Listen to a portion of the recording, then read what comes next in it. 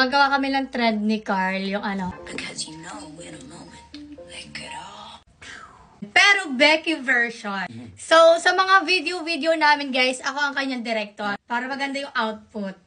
So dapat sa unang, lalaki, sa unang show pa lang, change character ka na. Like, ganon. Game. Because you know, in a moment, they could all... Yan, oh. Yeah. Okay. Okay din. Abangan nyo sa, ni Carl, account ni Carl, para malaman nyo yung post niya. Because you know, in a moment, they could all...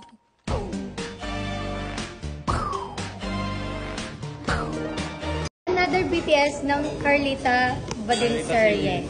Basta pagdating magsabi niya ng bill, ay straight po, gaganon ka.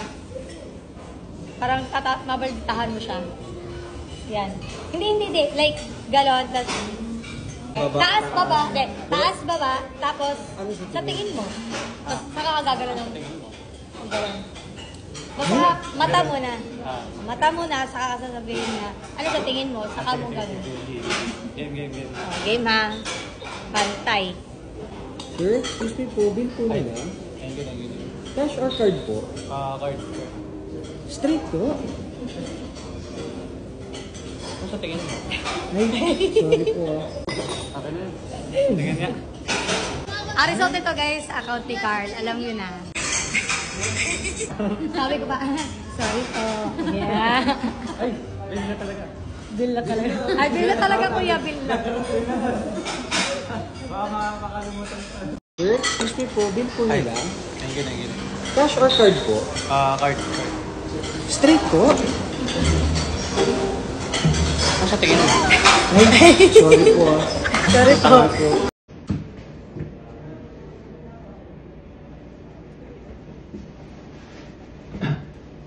Pogi mo naman. Gaga, maganda ako. Punta ka.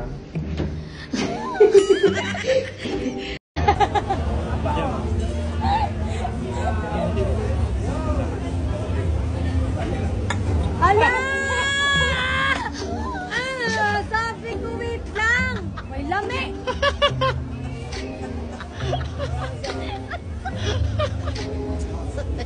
Ay, oh!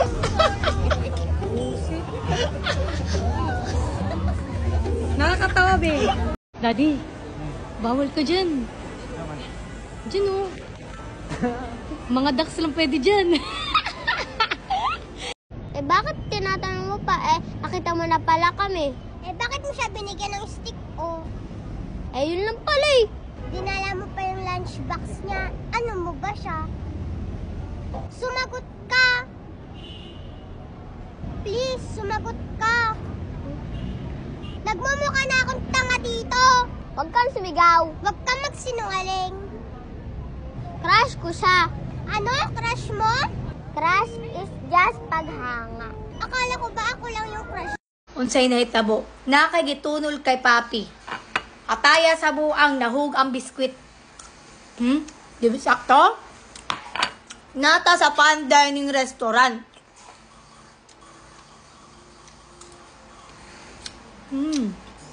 Alam pagka-squatter na to diha, ibili na to sa balay. Pagkahog, sa tubangan pagyod ni Miss Bida ug ni Doc Yapi. Imbes na sorry kayo. Unsay magibuhat? Pisti animal yawa man ka muhatag na lang gani inana pa. Ataya sa buwang pisti man di ka na ata sa social nga restaurant. Kabati ba kung ningon ko pisti animal yawa man ka nga sa tubangan ni Miss Bina? Wajud na.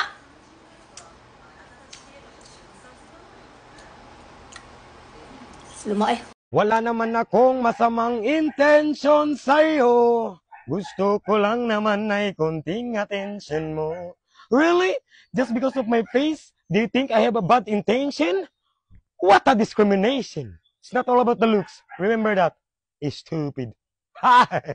Narinig nyo na ba ang biggest Disneyland sa Asia? At kung hindi pa, dito nyo lang po yan matatagpuan sa Shanghai, China. At syempre, sinugod namin agad yan ni Carl at pinuntahan. Sinugod na, pinuntahan pa. Aside sa Disneyland, marami din namang magagandang lugar sa Shanghai. At kung gusto nyo malaman kung magkano lahat na nagastos namin at mga lugar na napuntahan namin, tapusin nyo po ang video na to. Before nga lumipad ang team ni Jessica Soho, hi Char, naghihingalo nga to si Carl Limpin. 2 days na lang flight na namin. Napapadasal na lang talaga kami na sana gumaling ka na, Dudong. Uy! Pero since malakas kami kay Lord, Char. Ay, walang Char. Malakas talaga kami kay Lord. O, gumaling talaga si Dudong Carl. So, sobrang lakas nga namin kay Lord. Pati ako nagkasakit. Share your blessings ba? Pati ba naman sa sakit couple goals? Nangihilo na talaga ako that time, guys. Pero pangiti-ngiti lang yan. At eto na nga pang aming itinerary. So, screenshot nyo na po kung gusto nyo mabasa. And yes, guys, mga 5 days lang po kami sa China. At first time nga pala namin mag-avail ng group tour sa ibang bansa. Ang sa maning duha, oy, kaigat-igat man, oy, nagkiss-kiss. Kapidi man talaga, oy, nasa public ha, hindi nahihiya. Usually kasi talaga mahal, DIY lang po talaga kami nagta-travel sa ibang bansa. Sariling sikap talaga kami mga day, magligaw-ligaw na kami sa daan. Mag-research, mag-map-map para hindi maligaw. Minsan nakakapagod din talaga ang DIY. Pero this time, guys, nag-avail kami ng travel agency at dito lang yan sa Mitzi Travel and Tours.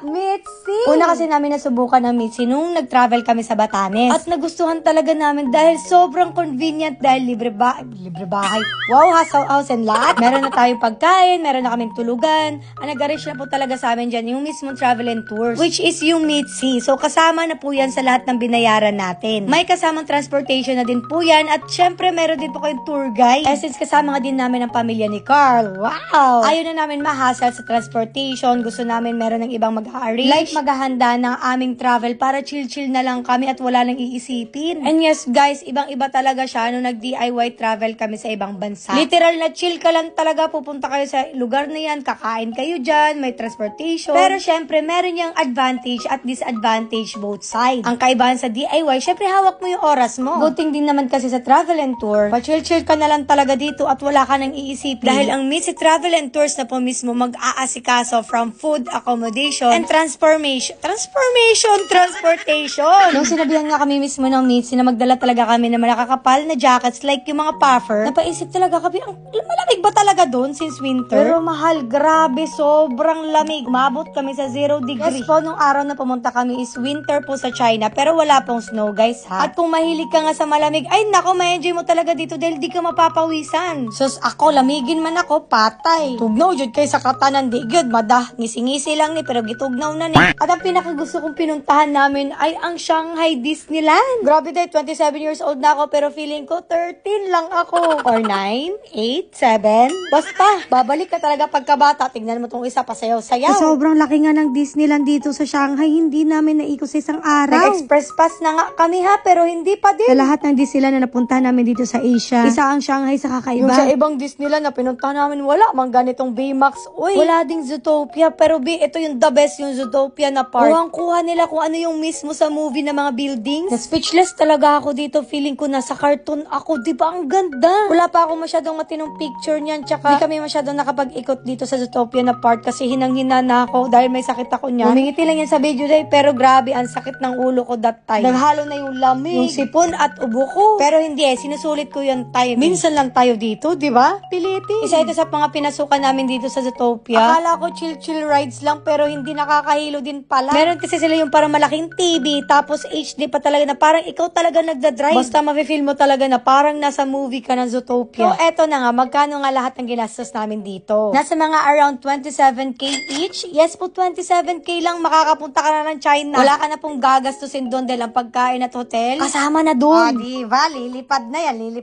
Pero syempre guys, bukod pa doon yung passport visa natin. Magpapavisa muna tayo kasi may visa po doon sa China. Mga 3-5 lang naman po ang processing para ma-approve sa visa. Ang Mitzi na po ang bahala sa inyo niyan. Effortless ka talaga dito, mahal. Diba nakatuwa silang tignan? One big happy family. First time palang i-treat ni Carl ang family niya sa ibang bansa. Ay, grabe, nakaka-fraud. Oy, F yun. Kaya if gusto nyo din dalhin yung family nyo sa ibang bansa, na less hassle, walang iisipin, message nyo na lang po ang Mitzi. At sabay-sabay na tayo mag-ifon kay para soon family naman natin ang madala sa ibang bansa. Wow! O ano, tara sa China!